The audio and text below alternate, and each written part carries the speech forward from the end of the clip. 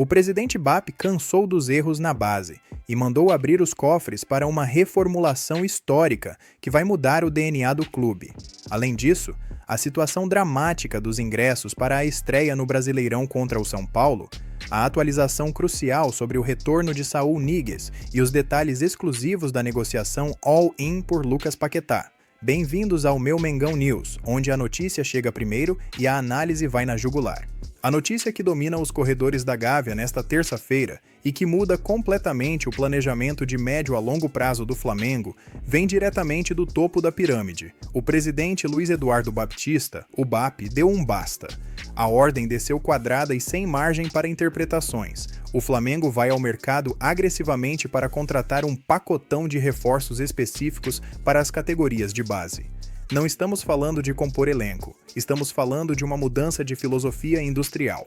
Depois de um início de ano que beirou o vexame no Campeonato Carioca, onde o time sub-20, que deveria ser a vitrine do nosso futuro, acumulou derrotas para a Portuguesa, Bangu e Volta Redonda, a diretoria diagnosticou que o modelo atual de captação e formação colapsou. O sinal de alerta não é amarelo, é vermelho sangue. Não é admissível que o clube de regatas do Flamengo, com o faturamento bilionário que ostenta, seja dominado tática e fisicamente por equipes de menor investimento do futebol do Rio de Janeiro.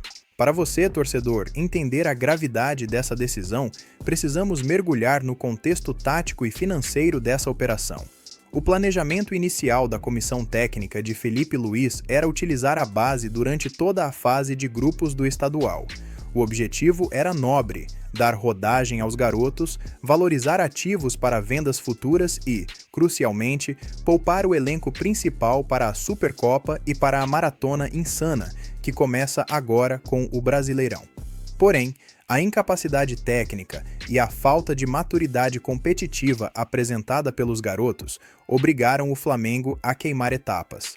Felipe Luiz teve que antecipar o retorno dos titulares, quebrando a periodização da pré-temporada, aumentando exponencialmente o risco de lesões musculares em peças de vidro como a Arrascaeta e sobrecarregando jogadores que precisam de gestão de carga, como o Gerson. O BAP não quer apenas tapar buraco com contratações pontuais. A visão é implementar o que o mercado chama de modelo de aceleração, muito similar ao que o Palmeiras fez com sucesso nos últimos anos, mas com a potência financeira que só o Flamengo tem.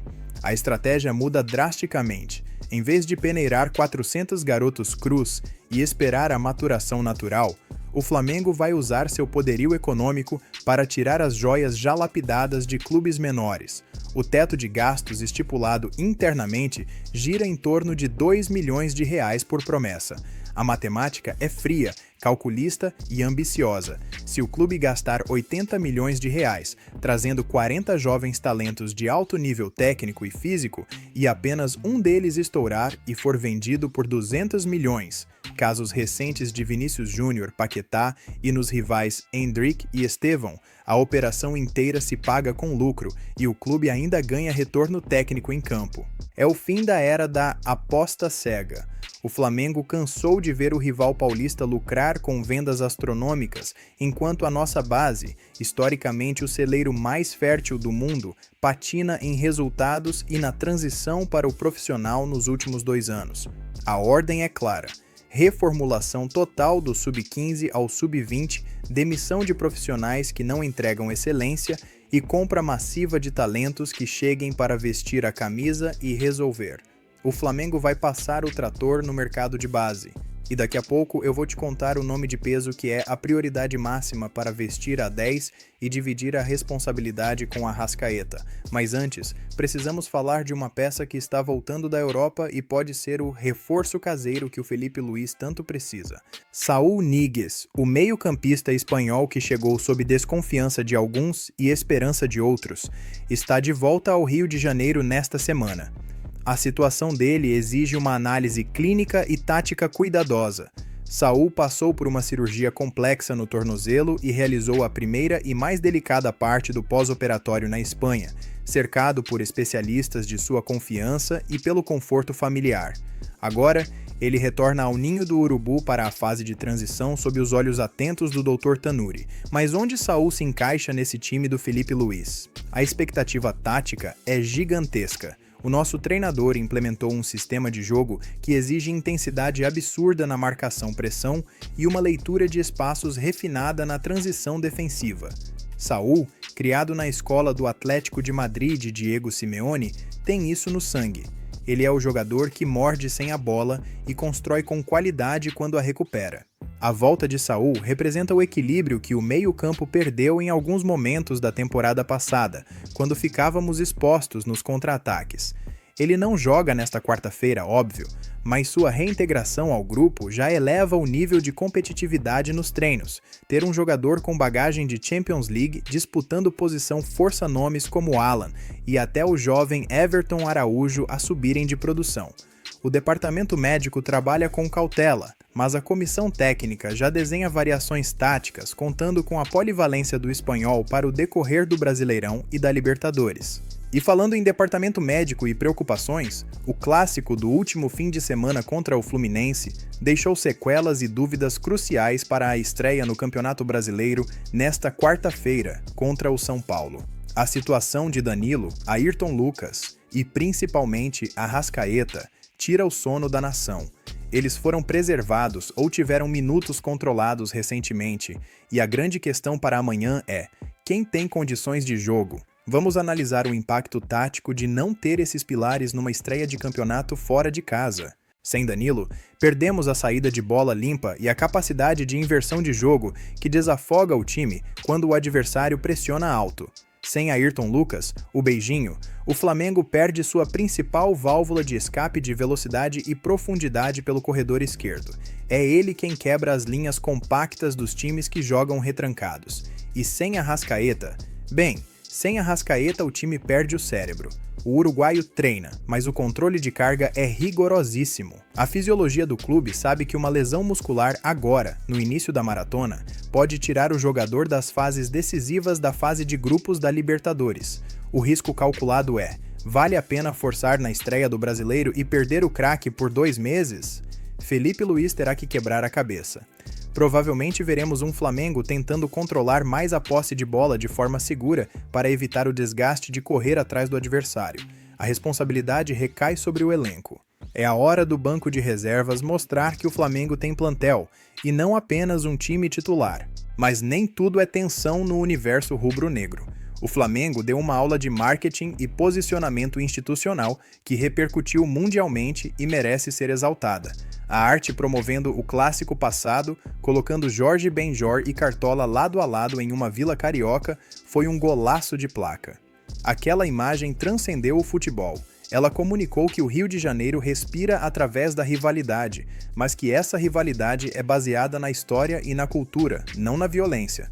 Ver torcedores elogiando a postura do clube em valorizar o adversário como parte essencial do espetáculo mostra a grandeza de quem sabe que é gigante. O Flamengo, ao colocar o Fluminense no mesmo palco cultural, não se diminui. Pelo contrário, se engrandece como a locomotiva que puxa o futebol carioca. Isso gera valor para a marca, atrai patrocinadores que querem se associar a mensagens positivas e pacíficas e reforça a identidade do Flamengo como o clube do povo, da música, da arte. Ponto para a comunicação, que muitas vezes criticamos, mas que dessa vez acertou o tom com perfeição. Agora, precisamos virar a chave e focar na guerra de quarta-feira. O nosso adversário, o São Paulo, vive um verdadeiro filme de terror nos bastidores, e isso impacta diretamente a nossa estratégia de jogo e a logística da torcida. A venda de ingressos para o setor visitante no Morumbi virou um mistério. A opção de compra simplesmente sumiu do sistema na data prevista. Isso cheira a desorganização, ou pior, uma estratégia para dificultar a invasão da nação rubro-negra, que sabemos que lota qualquer setor que lhe é oferecido. Fiquem muito atentos ao site do sócio-torcedor do Flamengo nas próximas horas. Se o clube conseguiu garantir a carga de ingressos prevista em regulamento, a venda será interna e rápida. Não deixe para a última hora. Analisando o adversário dentro das 4 linhas, o São Paulo vem destroçado. A derrota recente no clássico deles para o Palmeiras por 3-1 expôs fraturas expostas no elenco e na gestão. O técnico Hernan Crespo, em uma entrevista coletiva que parecia um pedido de socorro, admitiu que o clube atravessa uma das piores crises financeiras da história. Há relatos de salários atrasados, protestos violentos da torcida na porta do CT e jogadores psicologicamente abatidos. Taticamente, isso é uma faca de dois gumes para o Flamengo.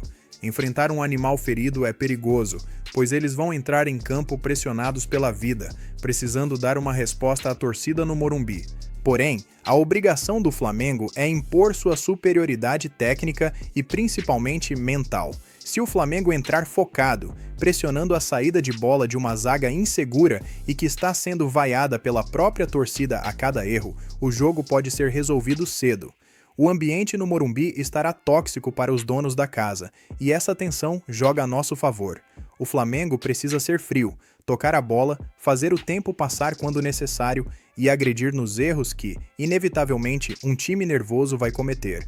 Não temos nada a ver com a crise deles. Nossa meta são os 3 pontos para começar o Brasileirão, dando o cartão de visitas de quem quer ser campeão.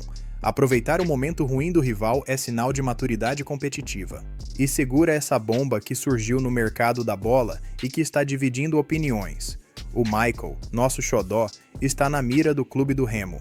A informação vem de fontes quentes do Pará, indicando um interesse de empréstimo. O Remo quer o futebol do Michael, mas a proposta tem um porém gigante. Eles querem que o Flamengo pague uma parte considerável do salário. Vamos falar a verdade aqui, de rubro-negro para rubro-negro? É uma proposta que beira o desrespeito com a gestão financeira do clube. O Flamengo não é instituição de caridade para pagar salário de jogador que vai atuar e gerar resultado para outro time. Taticamente, perder o Michael nessas condições seria um erro grosseiro. Mesmo que ele não seja titular absoluto hoje, Michael é o caos necessário para os segundos tempos. Aquele drible curto num espaço de baldo, a velocidade contra laterais cansados aos 35 do segundo tempo, a capacidade de cavar faltas e pênaltis, isso vale ouro num campeonato de pontos corridos. Liberá-lo de graça, e ainda pagando a conta, seria um atestado de incompetência, a não ser que o BAP tenha uma carta na manga para trazer alguém muito superior para a posição. A tendência é que o Flamengo faça jogo duro. O Michael tem boa relação com a diretoria, mas negócio é negócio. Ele só sai se for bom para os cofres da Gávea. E falando em cofres e em reforços de peso, daqui a pouco eu vou detalhar como andam as conversas decisivas com Lucas Paquetá e se ele realmente desembarca no Rio nos próximos dias. Mas antes, um recado rápido sobre identidade e paixão. O manto que eu estou vestindo hoje não é apenas uma camisa de futebol, é um estandarte. Com o escudo do Remo entrelaçado e o CRF tradicional, essa peça une a história dos nossos primórdios com o estilo moderno. Se você quer carregar o orgulho de ser Flamengo no peito com um produto original, de alta tecnologia e que ajuda diretamente o clube a manter esse elenco milionário, dá uma olhada no link fixado aqui embaixo ou na aba de produtos. Tem modelo masculino, feminino, infantil e até a linha 2026 de jogo já está disponível com condições especiais. Lembre-se, comprar pirata enfraquece o clube. Vestir o original é fortalecer o Flamengo no mercado. Voltando ao assunto que vai definir o nosso futuro, o pacotão de base do BAP. A revolução que citei no início tem um objetivo temporal claro, 2028. O presidente sabe que o resultado dessa mudança de rota não é imediato. O trabalho de scouting, a captação dessas joias de 15, 16 anos hoje, vai maturar daqui a 2 ou 3 anos. É um projeto de legado. O Flamengo quer parar de depender de vendas esporádicas e criar uma linha de produção contínua de craques classe A. Imaginem um Flamengo que revela um novo Vinícius Júnior a cada 2 anos. A autossuficiência financeira seria inigualável na América do Sul. Estamos falando de hegemonia continental por uma década. O Palmeiras faz isso hoje, e dói admitir, mas eles fazem bem. O Flamengo tem mais dinheiro, mais torcida, mais mídia e mais vitrine. Se a gestão alinhar a competência técnica com esse poderio financeiro, ninguém segura. O BAP está certíssimo em intervir com mão de ferro. A base do Flamengo não pode ser um resort de férias para empresários amigos. Tem que ser uma fábrica de campeões mundiais. Agora, a notícia que a nação mais espera e que pode definir o rumo da nossa temporada: Lucas Paquetá. A informação que apurei e que se fortaleceu nas últimas horas é que o Flamengo está em modo all-in, apostando todas as fichas no retorno do cria do ninho. O otimismo na diretoria deixou de ser cauteloso e passou a ser real. Uma fonte de dentro do ninho me confidenciou com exclusividade.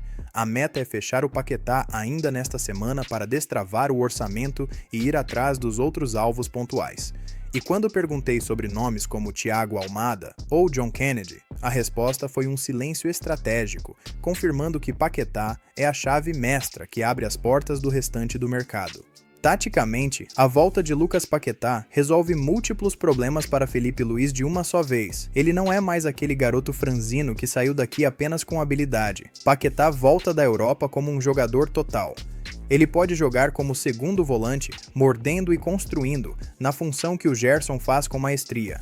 Pode ser o meia centralizado clássico na ausência do Arrascaeta, tirando essa dependência absurda que temos do uruguaio. E pode até atuar aberto como um falso ponta construtor, flutuando para o meio e abrindo o corredor para o lateral. Ele ganhou massa muscular, intensidade de Premier League e leitura tática defensiva. Se essa contratação se confirmar nos próximos dias, o Flamengo monta, indiscutivelmente, o meio-campo mais forte e versátil das Américas. A diretoria sabe que precisa dar uma resposta de impacto após os tropeços da base e as lesões no elenco principal. Paquetá é essa resposta. É o nome para vender camisa, para lotar aeroporto, para engajar sócio-torcedor e para decidir Libertadores. Esta semana é decisiva. Estamos a horas da estreia no Brasileirão contra um São Paulo desesperado, vivendo a expectativa da revolução na base comandada por Bappi e com a caneta na mão para assinar o retorno de um ídolo. O Flamengo vive dias de ebulição máxima, e nós estaremos aqui, como sempre, acompanhando cada passo, cada negociação, cada treino e cada detalhe. Por isso, eu te faço um convite muito sério. Se você quer ser o primeiro a saber se o Paquetá assinou, se o time vai com força máxima ou misto para o Morumbi e quem são os garotos milionários que o Flamengo vai comprar para a base, você precisa estar inscrito agora. Não é só clicar no botão, é fazer parte da tropa de elite da informação rubro-negra. Clica em inscrever-se, ativa o sino e vem comigo, porque aqui a notícia não para, não dorme e o Flamengo é a nossa vida. A gente se vê no próximo vídeo com, se Deus quiser, os 3 pontos na bagagem vindo de São Paulo e o anúncio oficial do Paquetá. Saudações rubro-negras.